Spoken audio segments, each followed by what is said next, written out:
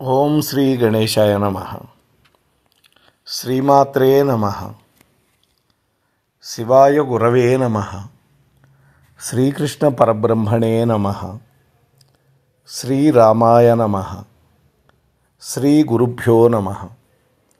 నమః శివాభ్యాం నవయౌవనాభ్యాం పరస్పరాశ్లిష్టవపుర్ధరాభ్యాం నగేంద్రకన్యా వృషకేతనాభ్యాం నమో నమః శంకర పార్వతీభ్యాం. మనకి శివరాత్రి మహాపర్వదినం పూర్తయింది. అయినా కూడా ఒక 2-3 రోజుల పాటు ఆ శివుడి యొక్క అద్భుతమైనటువంటి కథలు మనం చెప్పుకుంటే మనం చరితార్థులం అవుతాం అనేటువంటి ఉద్దేశంతో ఈ కథ చెబుతూ ఉన్నాను. మోహనవాణి ఛానల్ ద్వారా వీక్షిస్తూ ఉన్నటువంటి భక్తామ తల్లులకు, తండ్రులకు అందరికీ కూడా నా యొక్క సాధువాదాలు. శివుడు మనకి 11 అవతారాలలో కనిపిస్తాడు. ఏకాదశ రుద్రులుగా మనకి దర్శనమిస్తాడు. విశ్వేశ్వరాయ మహాదేవాయ త్ర్యంబకాయ త్రిపురాంతకాయ త్రికాలాగ్నికాలాయ కాలాగ్నిరుద్రాయ నీలకంఠాయ మృత్యుంజయాయ సర్వేశ్వరాయ సదాశివాయ శ్రీమన్మహాదేవాయ నమః అని మనం రుద్ర నమకంలో చెప్పబడ్డటువంటి మంత్రాన్ని జపిస్తూ ఉంటాం. శివుడికి అభిషేక సమయంలో ఇప్పుడు నేను చెప్పినటువంటి ఈ 11 నామాలని స్మరించుకుంటూ అభిషేకం చేస్తాం.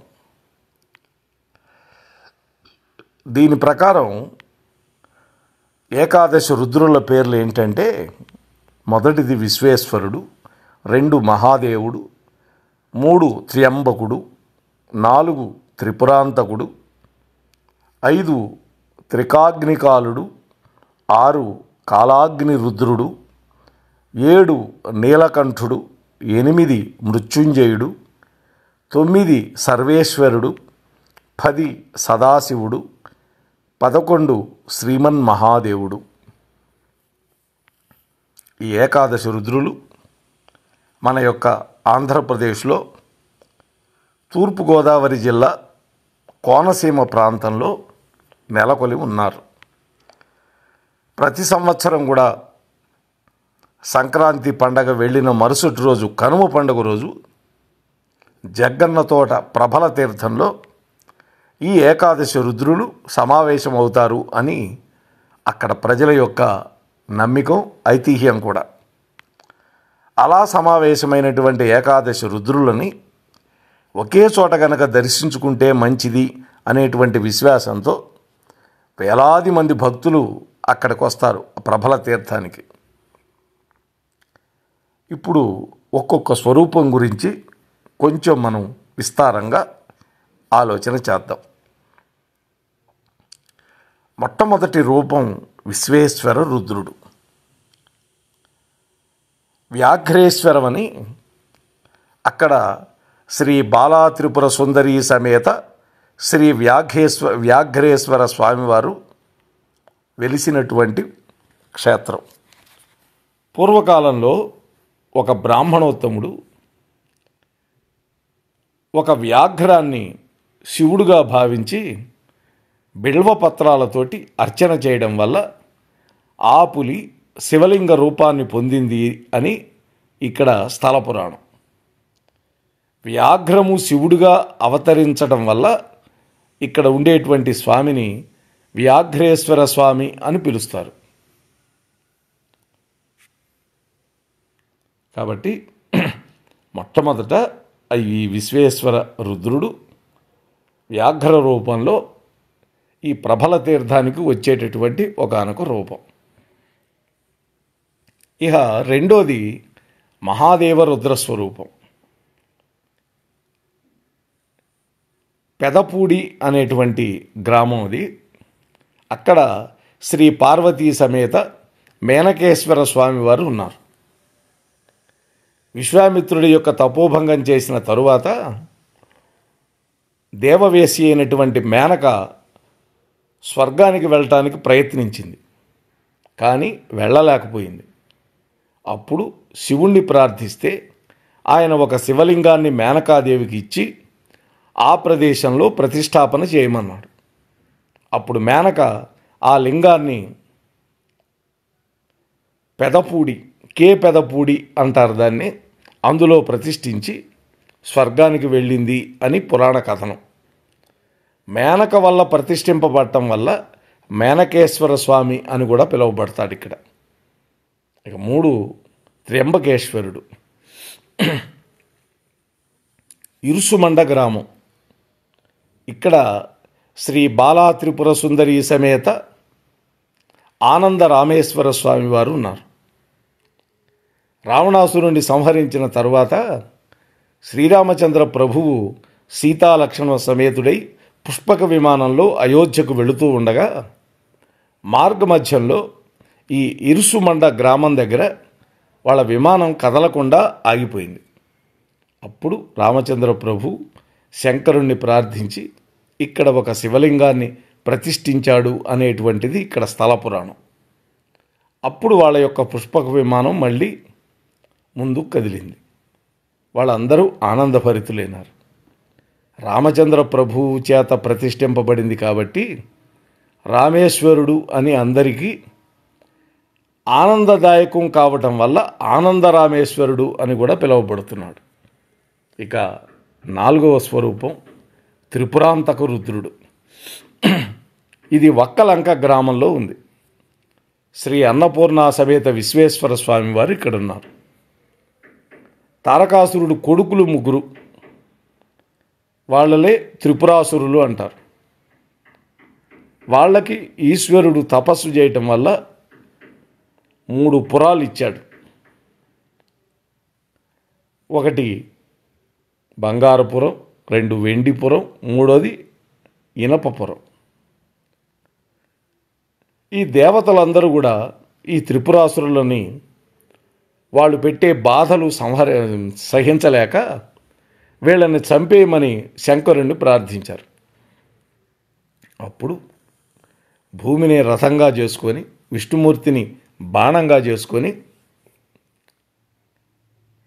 మేరు పర్వతాన్ని ధనస్సుగా మార్చుకొని శంకరుడు 3 పురాలని త్రిపురాసురులని సంహరించి ఈ వక్కలంక గ్రామంలో శివలింగ రూపంలో ఆవిర్భవించాడు అని ఇక్కడ స్థల పురాణం చెబుతుంది.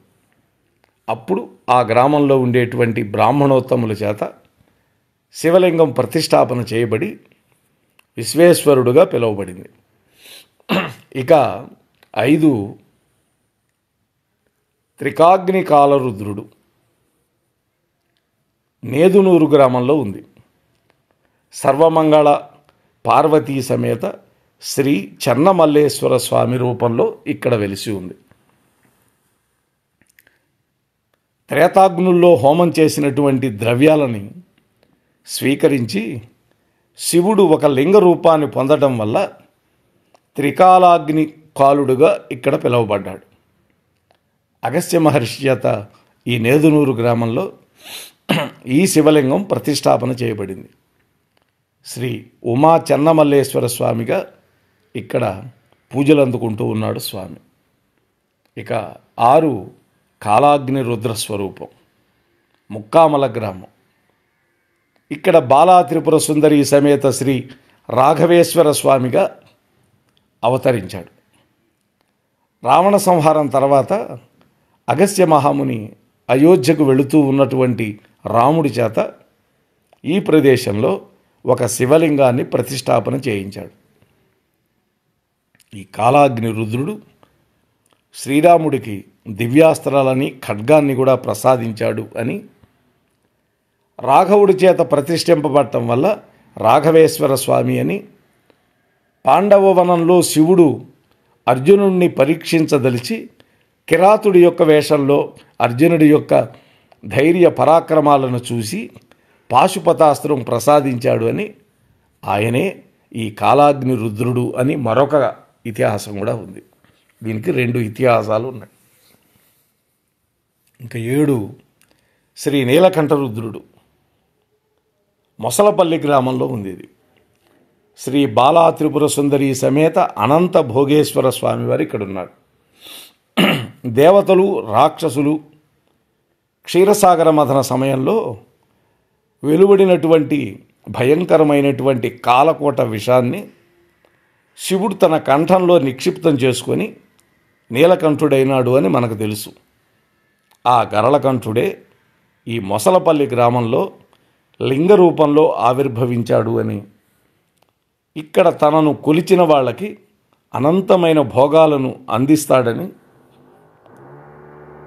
అనేక భోగులు అంటే పాములు ఆభరణాలుగా ధరించినవాడు కాబట్టి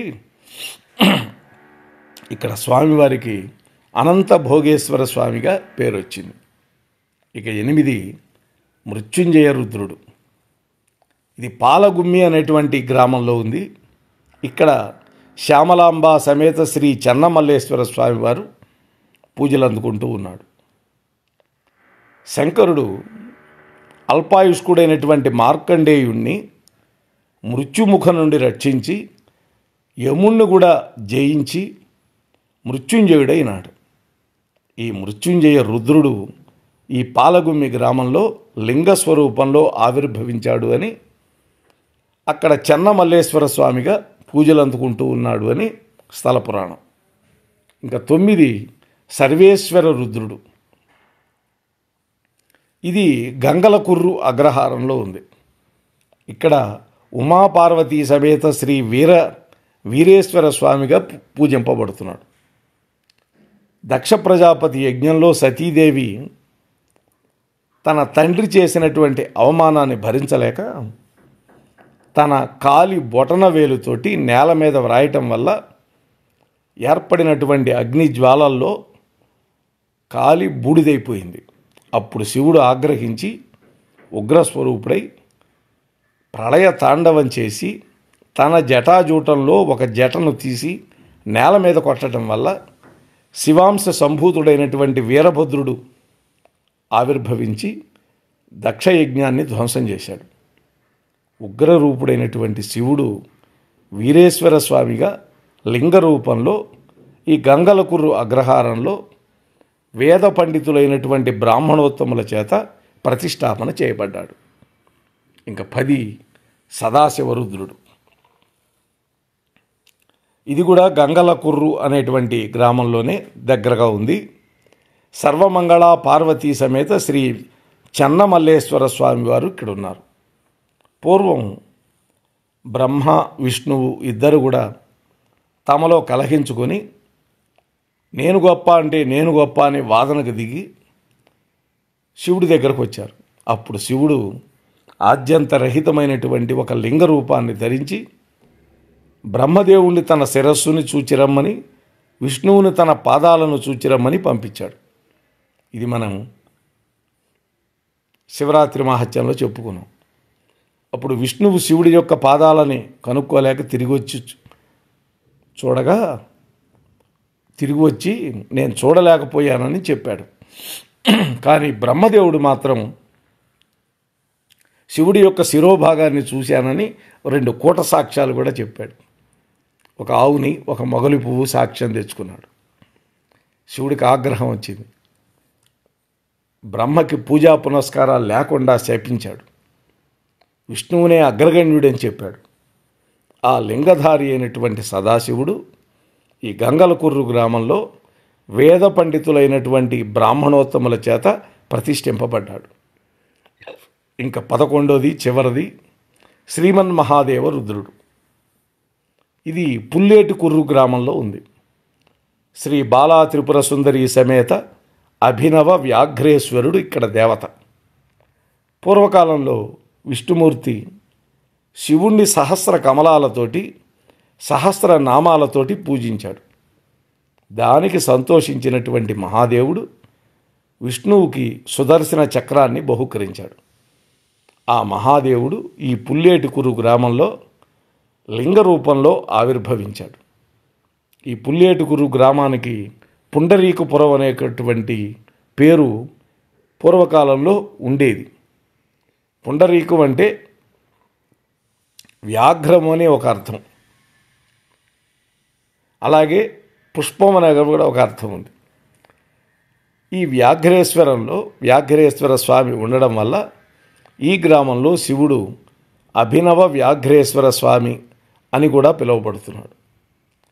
ఈ సమస్త జనులకు ఏకాదశ రుద్రుల యొక్క అనుగ్రహం కలగాలి అని మనసా వాచా కర్మణ కోరుకుంటూ, విన్నటువంటి మీకు, చెప్పిన నాకు, ప్రసారం చేసినటువంటి మోహనవాడి అధినేతలకి పరిపూర్ణమైనటువంటి ఈశ్వరుడి యొక్క అనుగ్రహం లభించాలి అని మరొక్కసారి పరమేశ్వరుడి యొక్క దివ్య చరణార విందాలని పట్టుకొని ప్రార్థిస్తూ ముగిస్తున్నాను. స్వస్తి. వింటూ ఉండండి. సబ్స్క్రైబ్ చేయకపోతే ఛానల్కి సబ్స్క్రైబ్ చేయండి. అంశాలు మీకు నచ్చితే కామెంట్ పెట్టండి. మీ బంధుమిత్రులకి షేర్ కూడా చేయండి. 10 మంది చూసే విధంగా మనం అందరం ప్రయత్నిద్దాం అని మీతో మరొక్కసారి మనవి చేసుకుంటూ ముగిస్తున్నాను. స్వస్తి. ధన్యవాదాలు. స్వస్తి.